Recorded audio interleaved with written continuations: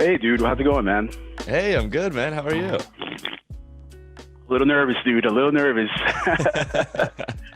I totally feel that, man. But yeah, nothing to be nervous about at all. And It's just, putting my shit out there, right? It's like one of yeah, those things. Yeah, yeah.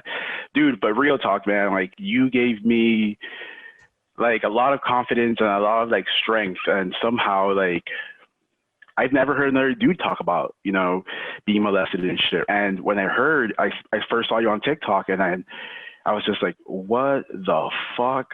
And then I went to your podcast. It's been like one of the best, dude. Like, seeing your shit is probably one of like the best things that's ever happened to me as far as like my road to recovery and shit.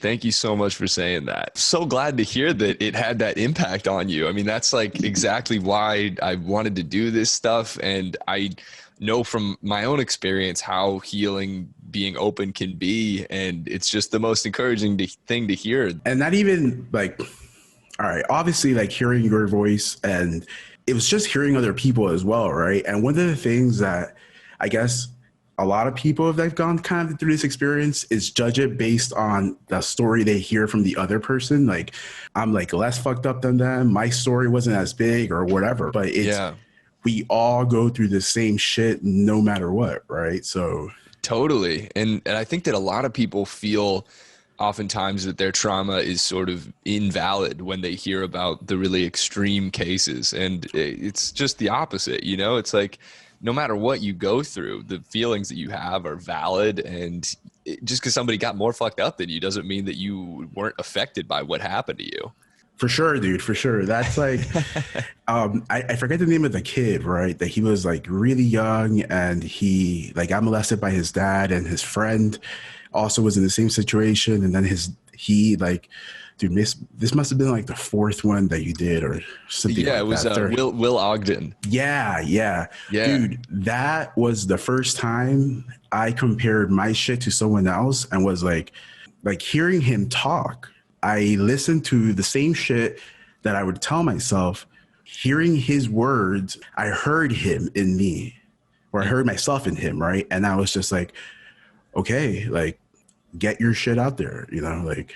I love it, man. Yeah, it is funny when you start hearing the same thought processes and the same, just knowing that people have been through the same things as you and know how you feel is a really freeing feeling in and of Oh itself. yeah, it is. I'm happy to have you here. So Awesome, dude. Awesome. dive right in. So Lewis, what happened to you? All right. It all happened for me all right, so my background, I was born in Ecuador, raised in Miami. I came to the US when I was in '89. I must have been three-ish or so. So lived in Miami my whole life. All my family came to the US eventually a year or two after I came, right? So my story was pretty much growing up with my entire family all the time, like weekends, every single thing of my existence for pretty much my elementary school years was involved with my family. Mm-hmm. So in the summer of going from 5th grade to 6th grade, one of my older cousins, he started, to be honest, like a lot of these things I've blocked in my head about where it started and how it started or any of that stuff. But I do remember my first experience it was a sleepover, and I slept in his room, and prior to this point, nothing had happened. Nothing weird in my life had happened. I've known in my family, there's been cases where people were being molested at that same age, but it was something that was really never talked about. And it was just going through like the cousin circle, right? I had 7 aunts. So there was a lot of cousins there. So how did you find that out about the molestation that had been happening? After I got molested. Oh, okay. Yeah. Gotcha. After I got molested, dude. And this was maybe like the 3rd, 4th day after I got molested. All right. So it first started with just like, hey, let's jerk off together. After that, it went from, I've never had another like dude like give me head before. And every single time this would happen, or as it led to it, it would be like, don't tell anyone. I'm going to tell your parents. I'm going to tell the family. No one's going to believe you, and it was just like constantly being fed. So it was like threatening basically right away. I'm not gonna say the language threatening, but I mean pretty much. Honestly, dude, like if you hear someone tell you, especially like he was someone I looked up to like a lot, and hearing him tell me like don't say shit to anyone, and then eventually it would be like no one's gonna believe you, they're gonna believe me beforehand. Yeah. Dude, one time I remember that we didn't fuck that day, but we used condoms for the first time ever, and he threw them out in like the toilet in one of like the common shared bathrooms, and my mom found the condoms. Yep. Yo. Condoms don't flush. Yeah. And yeah. I even still lied because I just remember him always telling me like they're always going to take my word before they take your word. And it was like slow buildups to like giving him oral sex on like a lot. And then we like fucked, you know, maybe like a handful of times, dude. I can't really remember how many times that happened. Yeah. But it all pretty much changed. Like in my head, I was pretty much sad, always a victim about it, like no matter what, right? But there was a turning point where it was still somewhere in that summer period where my parents, we were at one of my aunt's house, and this is where like everyone usually hung out. And my parents had asked everyone to go take a shower. And this motherfucker went upstairs and asked my brother to go take a shower with him. And I knew it. Like I immediately knew that he was the next person in line. Wow. So I told my brother, I picture myself like telling him like, hey, get out of here. My mom's calling you. I pretended to say something. And I literally like told myself from this day on, like no one's going to get hurt besides me. Right. And I remember telling him like, use me only. From that period to like, I would say weeks before that, I started finding out like he was doing it to another cousin of mine. And another cousin told me because one day he saw me leaving his room and he's like, did he just do that to you? Whoa. Right. And I was kind of like, I maybe I lied about it. Maybe I said no or something that way, but it was obvious I was lying. Shortly after that, I found that the same dude that told me this, another cousin, like an extended cousin of mine, was fucking around or at least tried to do the same thing to another like younger cousin of mine. Wow. And like what I've pretty much discovered like through all this like journey, because I'm gonna be telling you that like 2020 for me was probably like the best year of my life. I went into like major like COVID therapy, right? Like I was stuck in my apartment most of the time.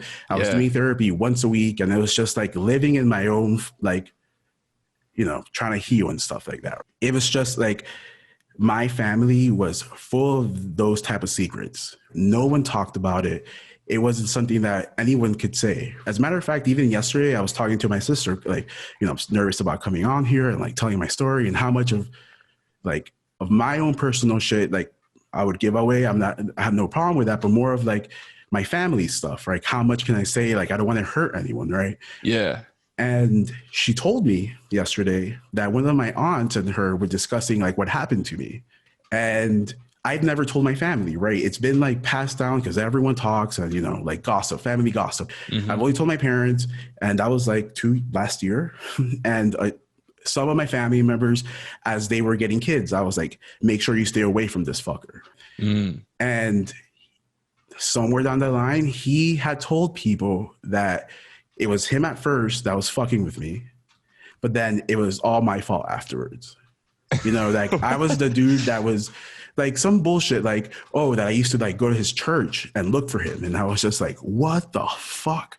Like I wish, like hearing that shit yesterday, I was like, oh my God, I was such a fucking idiot as a kid, right? Like, we all are. And also, it's like, what? So, I raped him, but now it's his fault. It's so silly. Yeah, dude. There was 2 times in my life where I confronted him, right? And he even had told me stuff like, he admitted that it was his fault at first. All right, we're good with that. But then it followed up with, he went to church and used the church as his like crutch. Like, it was worse for me because I was a church person. And according to God, that's even worse. And then you wanted it more. That was in probably like when I turned 20, something around there. And that was just like, holy fuck, maybe it was me all this time. Like not knowing or anything that way. Because dude, until I turned 30, I'm 36 right now. Until I turned 30, I didn't tell a single person. Yeah. Like it was just I told like girlfriends that I had, my brother sometime, my sister sometime, and maybe like a family member here or there that had kids, right? And I was just like, when they were still around, I was like, make sure you stay away from him. Trying to protect them. Yeah. Yeah. And when this all started, how old you were in 5th or 6th grade, and how old was your cousin? He's probably 3 or 4 years older than I was, than I am now. It's in that relationship between yourself at that age, you're so impressionable from people that are even just a little bit older than you. And because I remember, I have a cousin who I'm still very close with. And at that age, I looked up to him so much. Like, I mean, he did this like weird, like nose twitch thing. And I just started doing it because I was like, yeah, this guy's the fucking man. And, I still love him and care about him. But you are so susceptible to doing things just as a result of people being a little bit older than you. And if, like my cousin, for example, like whatever he told me at that time was just a fact in my mind. And if in your situation, if he says to you, hey, nobody's going to believe you if you speak up, they're going to believe me. That's what's going to happen. You don't know any better at that age to be able to decipher like how people are going to respond and what the actual responses will be. So I totally understand why it was so hard to speak up. And it's really amazing that you were willing to sacrifice yourself to protect your other cousins and just, basically be like, you can only do this to me. And I mean, that's a pretty heroic thing to do. It was definitely a way to cope. I like looking back at it, I see it maybe as a two thing, right? Getting my cake and eating it too, right? Like being the protector. But at the same time, like, dude, so I struggled with this shit for such a long time, right? It was, I guess, like, all right, so that happened, and it happened through like middle school. And then eventually it went to maybe my first year of high school, something around there. My high school years, it was like maybe sometimes here and there.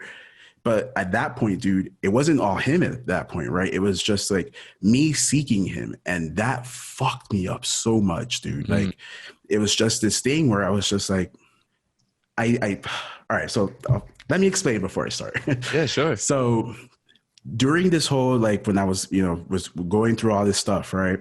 I remember the first time that I had sex with him.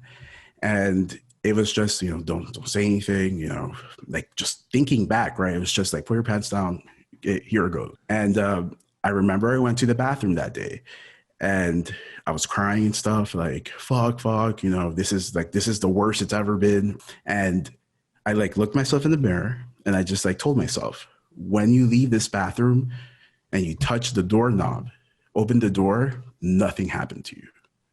And I build this process in myself where it happened time after time. And there would be, all right, nothing happened. I would walk outside and just like pretend the world was okay, right? And I took that shit and I applied it to pretty much everything in my life. Feelings don't matter. I pretty much didn't know, since I didn't tell anyone, right? I didn't know how to process what happened to me. It was just me and myself trying to figure it out.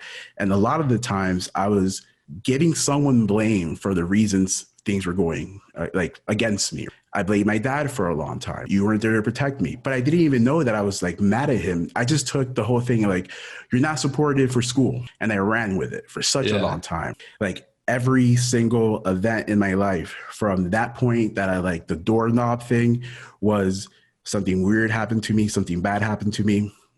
I just like picture a doorknob in my head. I touch it. There's nothing that I like worry about. And as I like went through the years, I remember like I had a girl from my high school sweetheart, right? I started 9th grade. Mm-hmm. I remember she would always tell me stuff like through our relationship, like, you're like never there. You're just like a robot sometime. And I would always think to myself, like, fuck emotions. You don't need them, right? This is like, they just ruin things for you. And it went all that way through like my 20s, pretty much all my 20s, like my early 30s, where it was just like something that I had built up so much for myself that I didn't let people in. Like intimacy wasn't a thing for me, right? Like I tried my hardest, like in my past relationship. I remember her telling me that there was periods where she was just like, can you stop putting your wall up? And I didn't even know what the hell she was talking about, right? I was like, yeah, you know, I can't. I blame this whole thing of being molested. Like, you know, it fucked me up. I'm not like, I'm worthless. All these things that I would like make myself believe. I dealt with what I dealt at like, you know, 13, 11, whatever, right? And just rationalized it for myself. Like, this just means that no one really gives a fuck about you and stuff like that. That kind of mentality, right? Yeah. Yeah. And that carries on. I mean, if you don't have like a phase of healing that, I mean, that's what you know. That's how you were able to survive the experiences that you had. And it's just what we take with us into the future. And you don't, you know, we process these things in such different, unique ways, but the consistent thing seems to be whatever got you through it is what you will continue to do until you do something to change it. But if it was like a survival mechanism, basically. And it's totally reasonable for you to be responding to things at any point in life without having healed from that. Like, yeah, pretty much, right? Like, and it came from everything. Like, it came to like, I think honestly, the two major things that impacted the most were like my intimacy with others. I saw my value in how much people wanted to have sex with me. There was periods in like where I would like hook up with people or where I would, you know, be with my like exes and stuff. And there may be days where we wouldn't have sex. And like internally, I was like, she must not be into me anymore. And dude, even I was in a relationship, my last relationship was like 7+ years, right? And there was periods where I still had to like make myself believe that because we didn't have sex some days, I was still worth something. And dude, fucking crazy, right? Like, I think about it now and I'm like, okay, I mean, I should have gotten help a little faster, right? But yeah, but I mean, it's easy to, in retrospect, look back and be like, oh, how did I not seek help for this sooner? Yeah. Yeah. I think that's one of the things that I learned the most out of like going to therapy and trying to like really deal with this was I put like my adult brain in like the little kid that used to be me. Yeah. And I'm like, you know, you could have done this different. You could have done this different, right? But the kid back then didn't know anything, right? It's just me thinking for him, right? So yeah. We all do that, you know. It's like it's so frustrating to think back on the way that you used to act and like how, of course, if we could go back now with our adult brains, it would be so simple to get out of those, or maybe not simple, but there's all these things that you could have done differently that are easy to think about now and blame yourself for not acting that way then. But in reality, we're not capable as kids of responding how we expected ourselves to behave now that we're this age, you know. It's something that I think a lot of victims do, and there's shame involved with that. Like, how could I possibly not say something sooner? For me, it was like, how did I let this go on for 2 years? Like, what took me so long, you know? And it's just, it's a never ending, you can never run out of reasons why you should have done this or should have done that. But at the end of the day, I mean, all you can really do is accept what happened and recognize that you're not that person anymore, and that, you know, you can heal from it. Yeah. 1,000,000%, man. Let me ask you a question, actually. Sure. So my experience is different than yours. Everyone's is different, but I waited a really long time to say something. Mm-hmm. Like, I was 30 years old, and I actually told my parents for the first time when I was 30 by telling them like, hey, I want to tell you something. I'm bisexual, but it's just because I was molested. Mm-hmm. And then it was just like, have this, and all right, we'll talk in a little bit. Yeah. And all the shit that came, you know, those years, I really didn't say stuff. I didn't like process stuff like with anyone. Do you feel like by you saying something earlier in your life that you don't have maybe as much hang-ups about stuff, or is it something that you still like deal with? That's interesting.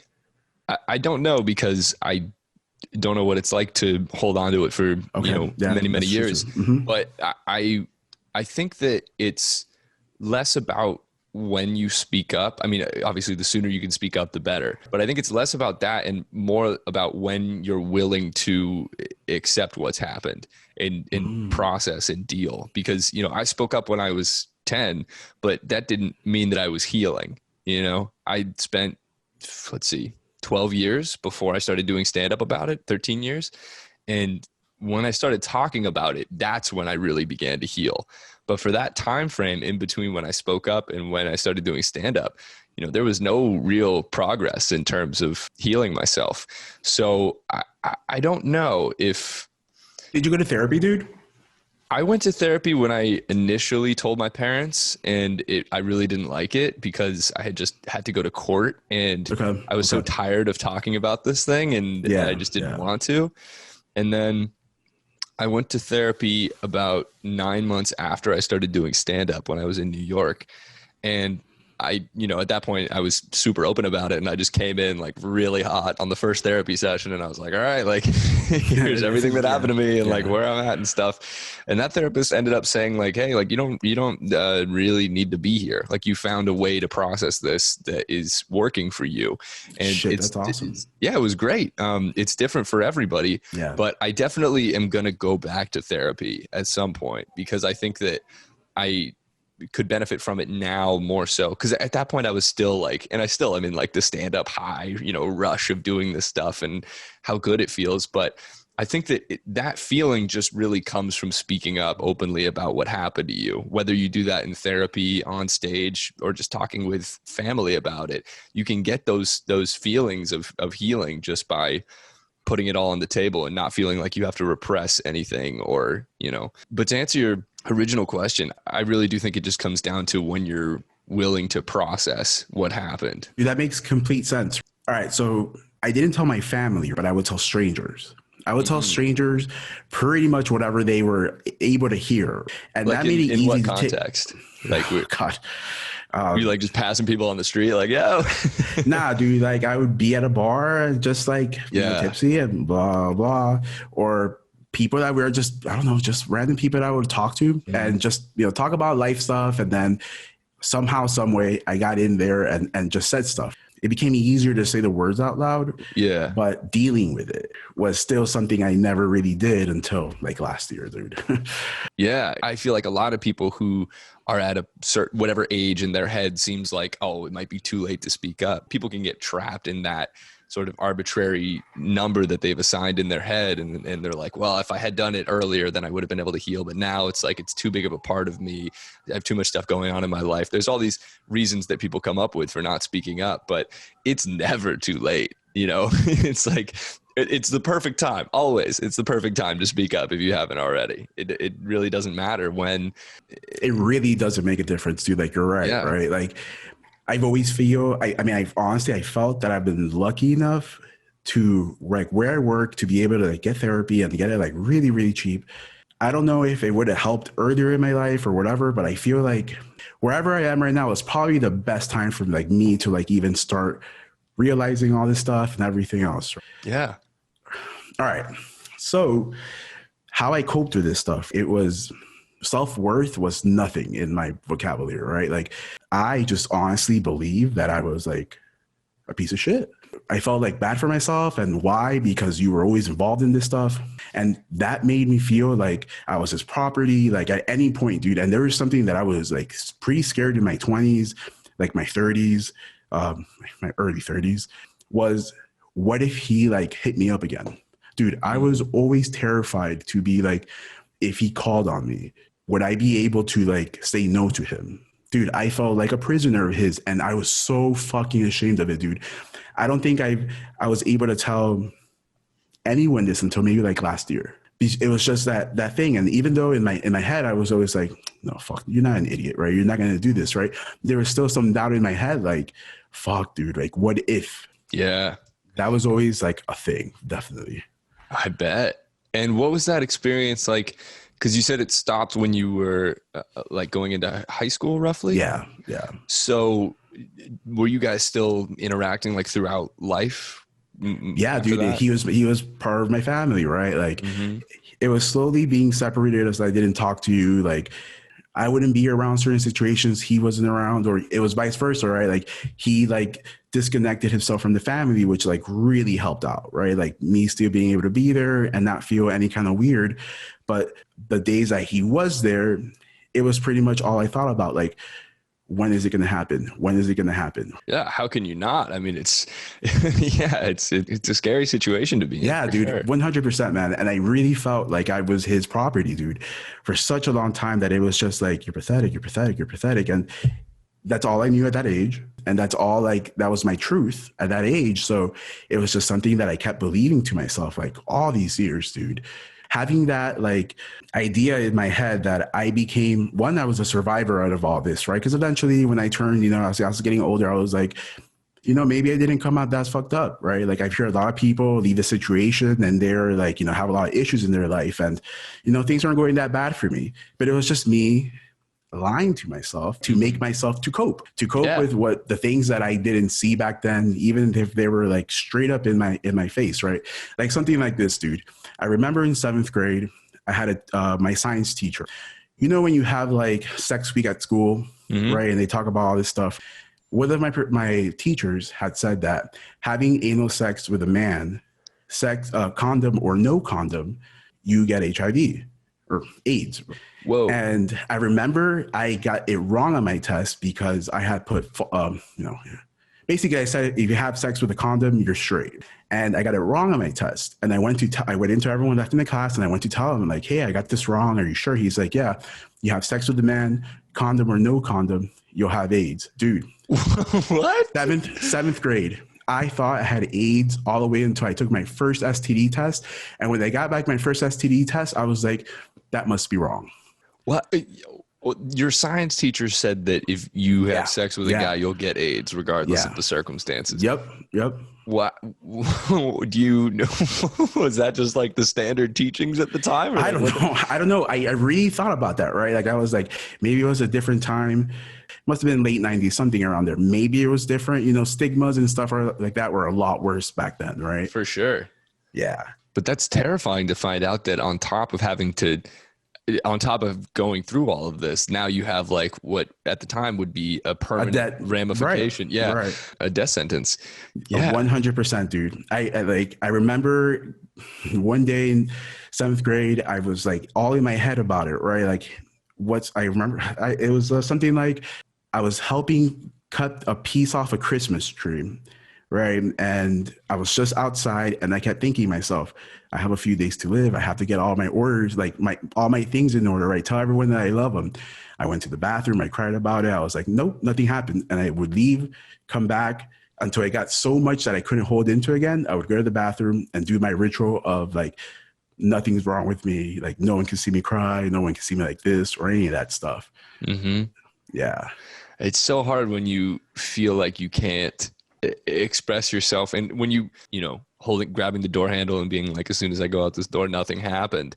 It is a foundation for suppression and feeling like you can't express these experiences or talk about these things openly. And at that age, we're forming our personalities, whether we're aware of it or not. It has lasting effects, and it's forming the building blocks that you go into adulthood, right? Like ignore the stuff that's important or the stuff that becomes too much to handle. Find a way to like not think about it, right? Yeah, and I think that we subconsciously or consciously look for reinforcement about the behavior that we've been doing, and it makes it easier to just further bury that stuff down. Did you think about at all what would happen to your family if you told your parents like while it was going on?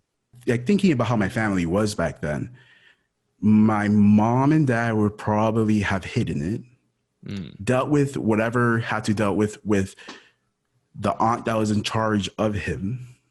His mom, my aunt, was dude, I'm not 100% sure, this happened such a long time ago, but she had a tumor in her brain and she wasn't like, she was there, right? But she was disabled. Mm-hmm. So my other aunts would pick up the slack and like be, more of a parent for him. So I always thought that it would go back to that and then them not believing or taking his story. So in my head, it was just like, that's how it worked. I hung my hat in, I'll protect my cousins, I'll be like the meat shield. And then from that point on, like it gave me like, okay, reasons to feel fucked up. Okay, they came with like, you know, an excuse not to feel that bad because I was doing something else, right? But it was definitely, it wouldn't be able to be talking to my family because everyone was hiding it from everyone. It was like my younger cousins was happening and I know they never said anything. My older cousins, it was happening to them and they never said anything.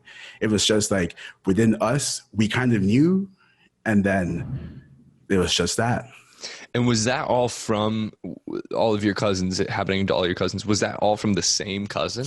I would want to say that maybe one for sure was that cousin that I can verify, but I'm not 100% sure when it came to everyone else. And I have a feeling inside that maybe it was him, but like what I decided to take in my head was like, I was stopping the cycle. Right. So much of whether or not we speak up is a product of our environment, the people that we're around. If the people that you know this is also happening to are also not saying anything, it makes it even harder to speak up. You normalize it more like it happened to everyone, right? Like I sometimes even think like if it happened to my other cousins, how come they haven't said anything? Or how come they're not as like fucked up in some things as I am? But like I see them and I'm like, oh, here you go. You know, right. now I see it, right? And what is the experience like now that you've spoken up? Like, have you talked with any of your cousins who have also experienced that since then? I've said stuff, but no one's ever said anything out loud to me. Mm-hmm. Some people aren't ready to, for, you know, whatever reason. They've had different experiences than you and they just feel like they can't. And it's okay. You know, you can really only be responsible for yourself. But even though they might not feel like they can talk yet, I have no doubt that your honesty about these experiences will allow them to talk about it in the future, or at least make them feel better, knowing that they weren't alone and that you can get to a point where you can talk about these things openly. So it's like what you said, right? Where maybe they feel the time gap has gone to like, okay, maybe it's not important anymore, right? Yeah. It happened such a long time ago, right? I'll deal with it when I have, you know, when things are a little better. Mm-hmm. But yeah. You know, I've had people reach out to me who've been like, you know, over 50, who were like, hey, I was planning on taking this to my grave and now I'm telling you. So it really is that simple. It's just seeing people speaking openly. Dude, like real talk, man. Like the impact that you've had, man, like on so many people's lives, like it's pretty awesome, right? Like, do you ever think to yourself, like, God damn, like I found a purpose for all this shit that happened? Thank you, dude. And yeah, yeah, I do. It does feel very purposeful. And it's like being able to not just hear people's responses, which are amazing, but to then actually be able to speak with people like yourself and hear these things. Yeah, it's a really incredible feeling. And it's, I don't know, it feels like the perfect time to be doing all of this stuff. There's never been a better time in terms of being able to broadcast your voice and get your message out to people with technology and social media.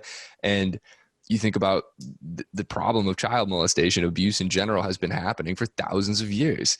And if we don't talk about it, it's going to continue to happen. So it does feel really, it's a really good feeling. And it's nice to have be able to take something that was so traumatic and turn it into something that is positive.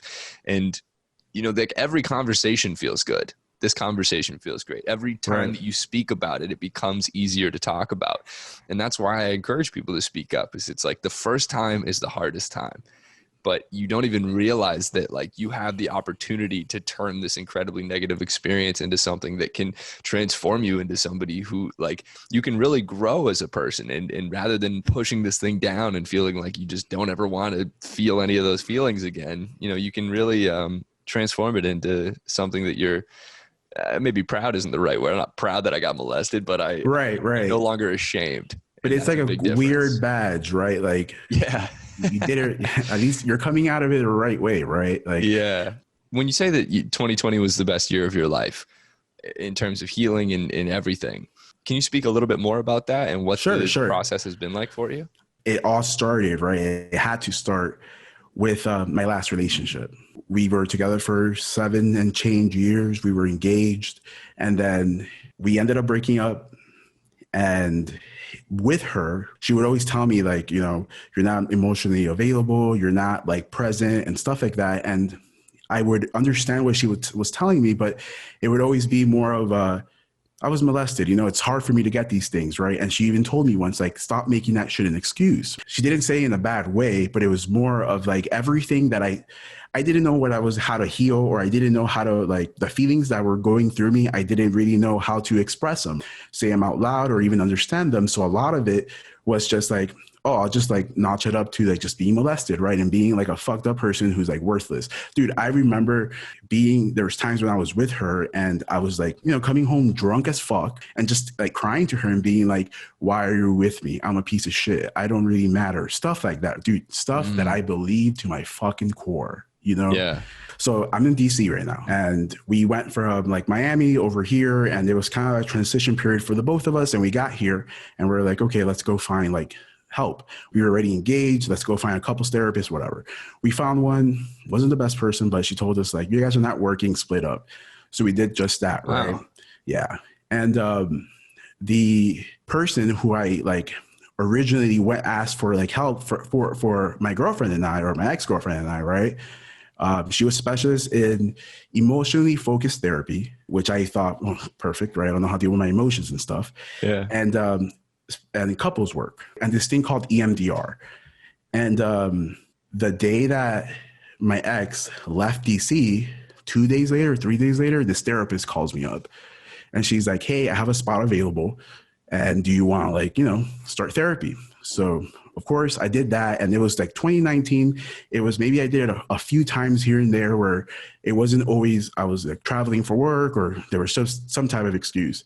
And then 2020 happened, right? Where I told myself coming in here, I was just like, I'm just going to like really like dig into all my shit and really try to like come out of this, heal.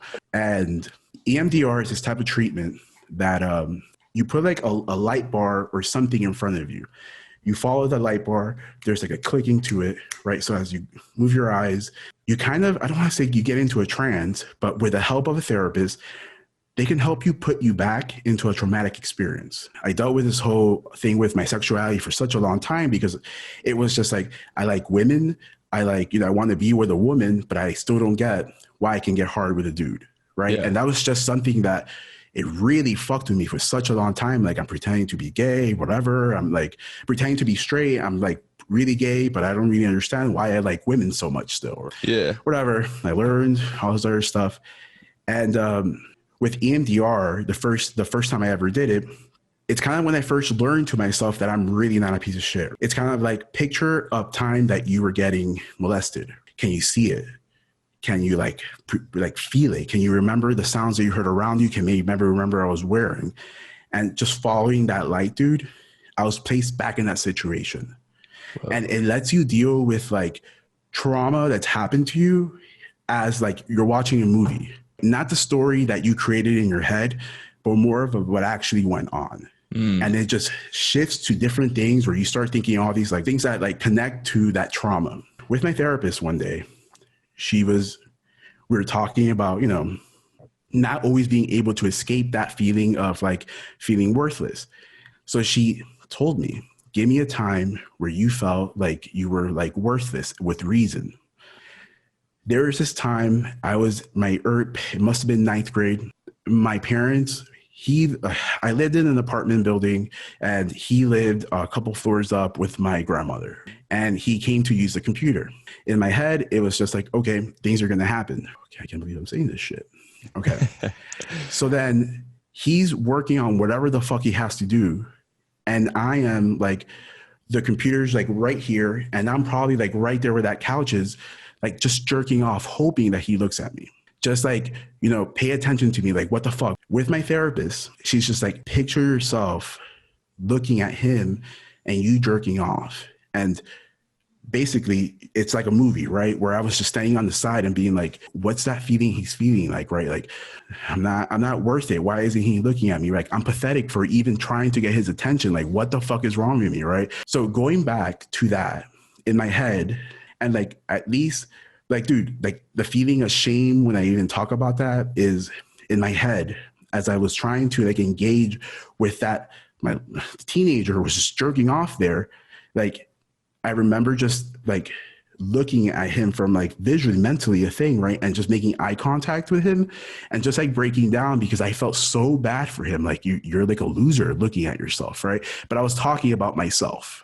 Dude, I don't even know. Like, it sounds so crazy to even think that, but those kind of things like really help you heal because you're talking about yourself to someone else who's yourself. It was the first time where I actually believed, okay, they're just not words that you're saying anymore. You're not a piece of shit. That all of those therapy experiences seem to have to do with putting yourself back into the experience that you had. And I haven't done EMDR or anything really like that, but I have spent quite a bit of time as a result of doing stand-up, deconstructing the experiences that I had. And I think that there's so much value in being willing to put yourself back into those scenarios and think about things. And because every time that you do it, it can be so hard at times, especially, people get triggered by all sorts of things and don't ever want to think about those things. Right. But allowing yourself to go back and experience them and really tap into your emotions. How were you really feeling at the time? I had a hard time like bringing it up and just staying in that feeling of like, that vulnerability that I would be like, oh, this is too much. Fuck it. Forget about it. Right. Yeah. And that's what like I had to really build up like this last like 2020, right? It was like slowly like just staying that. Don't worry about it. Just staying it and slowly allowing myself to not neglect how I feel about stuff. Just allowing myself to be like, all right, fuck, I'm sad. It's all right. Like, yeah, man. And it feels like, especially for guys, it's such a, we're brought up to not feel feeling sadness and vulnerability and things like that. And it's very difficult to go back to experiences of molestation and not feel feelings like that. Yep. But if we can show people that like you, by allowing yourself to feel the feelings that are within you, you can alleviate yourself from those feelings and they lose their weight and it no longer becomes something that you're afraid to think about. And you can just, it's our body's natural way of processing experiences. And perfectly said, dude. Perfectly said. Thanks, man. And yeah, I think it takes people like yourself and myself who have done it and can show you that you can come out the other side. And like, I don't get sad thinking about, I mean, I get it. It's a different kind of sad. I can think about my molestation experiences without fear and without, anxiety or anything like worrying that maybe it'll happen again, things like that. I can go back to these experiences and just know that I'm safe. I can, and when you're able to do that, you can really begin to unpack what happened to you without it, ruining you. Yeah, man. Therapy. Best shit that I could ever done in my life, man. While I do think there is a lot of merit to letting go of the emotions that you had towards your abuser, you can heal yourself without having any interactions with them. You don't need them for anything. It's about being ready to acknowledge the shit that you yourself have been through, right? Because like I honestly, like you're right? When I was 20, I tried finding answers to like all my shit, right? Like, how fucked up I really am by going to him because I was the only person who had experienced something similar. And even telling you like my cousins, right? That I know for a fact went through the same shit. Mm-hmm. It's just not talked about. Do you think you'll send this to your cousins? Hell yeah. Hell yeah. So talking to my sister about this yesterday, right? And she was like, I didn't want to tell you this or whatever because like she had a conversation with one of my aunts about like, just the stuff that's happened to me, right?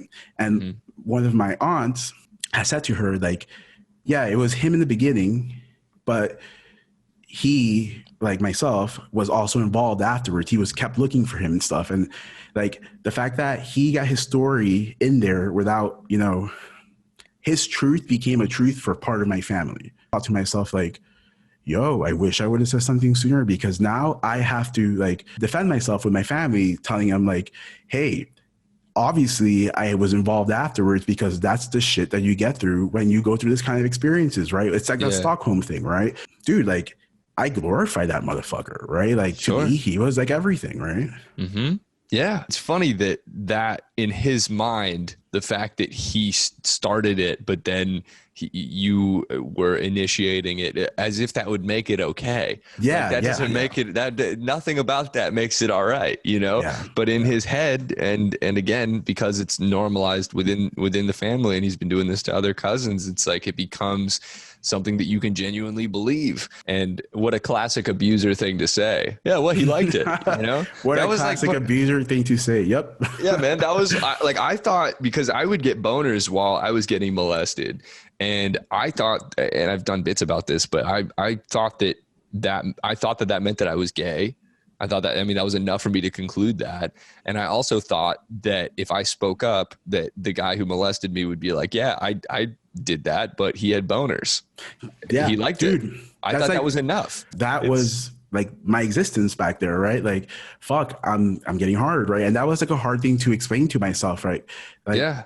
I like chicks, but why am I getting hard with this? And my like fantasies always involved me getting molested with this fucker. It was just like, if I'm not gay, why am I getting boners? Right? Like, Right. And, yeah, you know, arousal does not mean consent. right. It doesn't mean attraction even. It can be, for me, like, you know, I remember thinking to myself, like, I would get mad at myself for getting a boner while this was going on, because I was like, I don't want this guy to think that I like this. I don't. But then I got my first hand job like 4 years later from my girlfriend, and I was like, oh, this feels amazing no matter who does it, you know? Yeah, But at the time, you're just not thinking straight. And it's, you're a kid, dude. You're a kid. Yeah, we're kids, and we're too hard on our kid selves from our adult perspectives, you know? But it's really amazing to see how much healing and improvement you've done, even just in the last year, and to see the spot that you're at now, where you're able to speak about this completely openly and honestly and without shame or guilt or anything. It's fucking awesome, man. Dude, it's really fucking amazing for me to even say the words that I'm not the same person who I was last year this time. Emotionally, like, I can deal with shit. Like, This guy, Alan Watts, who's a big British philosopher, talks about spirituality and things like that. He has a quote where he says, you're under no obligation to be the person that you were 5 minutes ago. And that can extend to any amount of time. No matter how you felt, and no matter how long you felt that way, you do not have to stay in that mindset. It's entirely up to you how you move forward with your life. And a lot of us, especially when we go through traumatic experiences, can fall into a rut of just being like, well, this happened to me. This is how I processed it. This is how I'm going to operate for the rest of my life. For the rest of my life. Yeah. Right. But it's not the case, just as evidenced by yourself. So, you know, it's a perfect example of it's never too late to speak up, and you can heal immensely no matter what age you're at. Yeah. Dude, man. how old are you? I'm 25. 25. Holy shit, man. That's awesome. Thanks, man. From the perspective that you have now, after you've done all of this healing, what advice would you give to somebody who has been through something similar and is hoping to get to the spot that you're at now? The first thing I would say is, don't use your adult brain to justify how the kid felt, you know? Because you look back and you're like, why did I do this different? But like, you were a kid back then, right? And however you think now, you're thinking I should have done this, when a kid can't process any of that stuff. Go talk to someone, right? For sure, I've realized that like going through the trauma, especially a sexual trauma as a kid, it really like fragments you, right? And you have parts of yourself that stay stuck in that kid mentality, or, you know, yeah, pretty much that, right? And like trying to bring yourself together and heal, like, do it at all costs. Yeah, man. That's great advice. Accepting what happened and letting go and not blaming yourself. You can't have, we weren't thinking straight at that age. And even for people that have this experience later in life, you can never blame yourself for what happened. And even if the person says that it was your fault, it's not. And you shouldn't be ashamed of feeling any sort of emotions when it comes to this stuff. And if you can get to a point where you're not suppressing anything and just allowing it all to come up, it'll make life so much easier.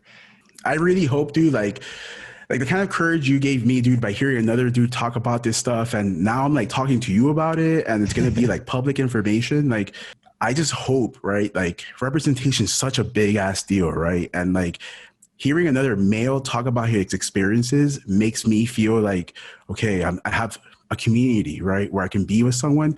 I want the same shit, right? I want someone like Brown Kid who's gone through my same shit be like, I see his story in mine some way, somehow, right? Like, oh, dude, I have no doubt that people will respond that way to this podcast and to you speaking out in general. Yeah, definitely, dude. Your podcast is amazing. Thank you, man.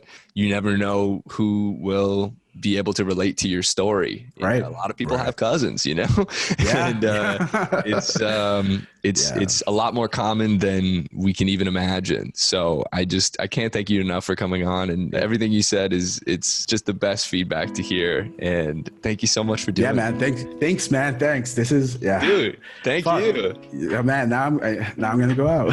Yeah. Fuck yeah.